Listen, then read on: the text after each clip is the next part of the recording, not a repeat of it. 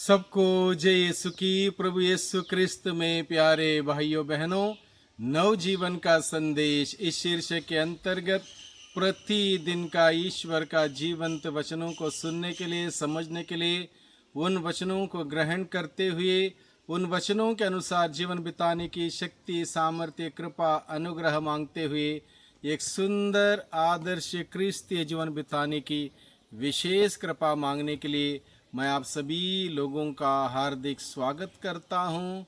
आज जून की 9 तारीख है, सोमवार का दिन है और आज के दिन में धन्य कुंवारी मरियम कलीसिया की मां की स्मृति मनाती है। धन्य कुंवारी मरियम कलीसिया की माता। इस त्योहार की स्थापना संत पापा फ्रांसिस के द्वारा की गई है। यह पर्व प्रति वर्ष पेंतेकोस्त के बाद आने वाले सोमवार को पड़ता है।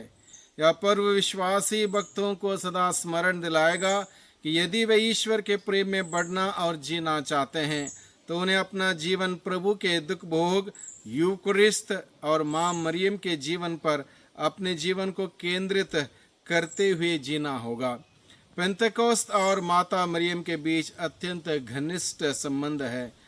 हम प्रेरित चरित्र अध्याय 1 पद संख्या 13 और 14 के प्रसंग में तथा उत्पत्ति ग्रंथ अध्याय 3 पद संख्या 9 से 15 और 20 अगर पढ़ेंगे तो उससे स्पष्ट हो जाएगा कि मरियम अपने पुत्र के क्रूस के नीचे सभी प्राणियों की माता बन गई है।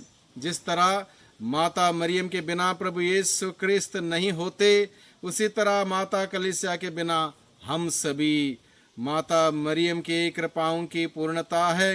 वे जो उनके शरीर में आते हैं माता के वरदानों को पाते हैं। प्रभु क्रिस्त ने हम सबों को अनाथ नहीं छोड़ा, बल्कि जिन माता को देखकर हमें सम्मानित किया, अतः हमें अति गौरव के साथ कलीसिया द्वारा दर्शाए गए पथ पर चलकर अपने जीवन को क्रिस्तानुरूप बनाना चाहिए।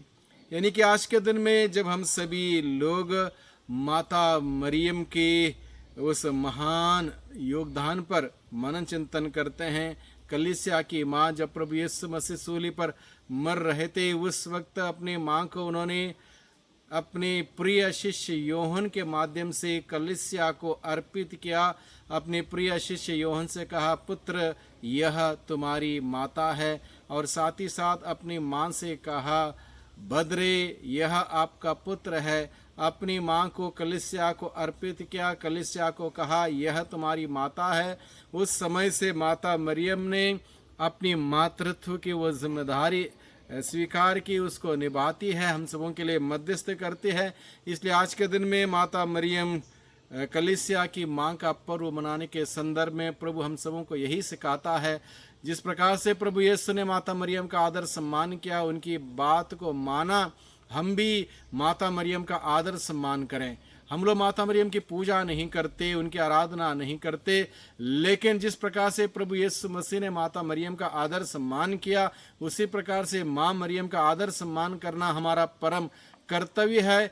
क्योंकि माँ मरियम पवित्रता का व्रत अटूट रखते हुए ईश्वर की कृपा की पात्री बन गई, इसलिए वो हमारी प्रार्थना ईश्वर के सिंहासन के पास ले जाती है और वहाँ से हम सबों की प्रार्थना का उत्तर हमें दिलवाती है। इसलिए वो हम सबों के लिए एक महत्वपूर्ण मध्यस्थता है। हम सबों की प्रार्थना ईश्वर की उस पवित्र सिंहासन तक पहुंचाने में वो महत्वपूर्ण भूमिका निभाती है। इसलिए क्योंकि जब ईश्वर ने माता मरियम से मुक्ति विधान के महान उस योजना को लागू करते हुए माँ से पूछा, क्या आप मेरे बेटे की माँ बनेगी? माता मरियम ने ईश्वर के सामने इस प्रकार से उत्तर देते हुए कहा, मैं आपकी दासी हूँ, आपका कथन मुझ में पूरा हो। इस प्रकार से माता मरियम ने अपने आप को ईश्वर के हवाले कर दिया, ईश्वर की योजना लागू होने के लिए अपने आप को समर्पित किया। इसलिए जब जब माता मरियम हमारी प्रार्थनाओं को लेकर ईश्वर के सम्मुख जाती है, ईश्वर मुझ माँ से जी हाँ कहते हैं। यानी कि इस प्रकार से माता मरियम हमारी प्रार्थना का उत्तर हम सबों को दिलवाते हैं। इसलिए आज के दिन में माता मरियम कलीसिया की माता का पर्व हम सभी मनाते हैं। इस संदर्भ में हमारी प्रार्थना को लेकर, ज़रूरतों को लेकर, कलीसिया के सारे आवश्यकताओं को लेकर उस माँ के पास जाएं। वो माँ जो हम सबों के लिए निरंतर विनती करती है, मध्यस्थ करते, हम सबों के लिए विशेष आशीष और बरकत हम सबों के लिए मांगते हुए हम सबों को प्रदान कराएं। इसलिए उस माँ के पास जाएं, माँ पर श्रद्धा, भक्ति, आस्था रखें और हमारी प्रार्थना उनके हाथों के द्वारा प्रभु के चरणों में समर्पित करें। निश्चित रूप से माँ की प्रार्थना ईश्वर अनसुना नहीं करता। यह कभी सुनने में नहीं आया कि कोई माँ के पास गया हो और उसकी प्रार्थना अनसुनी रह गई हो, क्योंकि वो माँ अपनी ममता में, करुणा से हमारी प्रार्थना ईश्वर के सम्मुख रखती है और वहाँ से हम सबों के लिए उत्तर दिलाती है। इसलिए उस माँ का आदर सम्मान करते हुए, माँ के उस मध्यस्थ पर विश्वास करते हुए हम आज के दिन में प्रार्थना करें। और माँ ने जो संदेश हम सभी लोगों के लिए दिया है, जो कुछ प्रभु तुमसे कहता है, जो कुछ यीशु तुमसे कहता है वही करना, यानी कि हम सबों के लिए माँ का संदेश है, जो कुछ भी प्रभु यीशु कहता है उसी को करने के लिए, इसलिए उसी को करें और प्रभु से अपना प्यार का इजहार करें, प्यार व्यक्त करें, प्रकट करें और एक सुंदर प्यार भरा जीवन बिताएं और इस प्रकार से आध्यात्मिक जीवन में आगे बढ़ते हुए प्रभु की महिमा देखें, प्रभु की महिमा करें। वही प्रभु हम सबों को अपने आशीष और बरकतों से भर दें। सबको धन्यवाद, सबको जय यीशु की।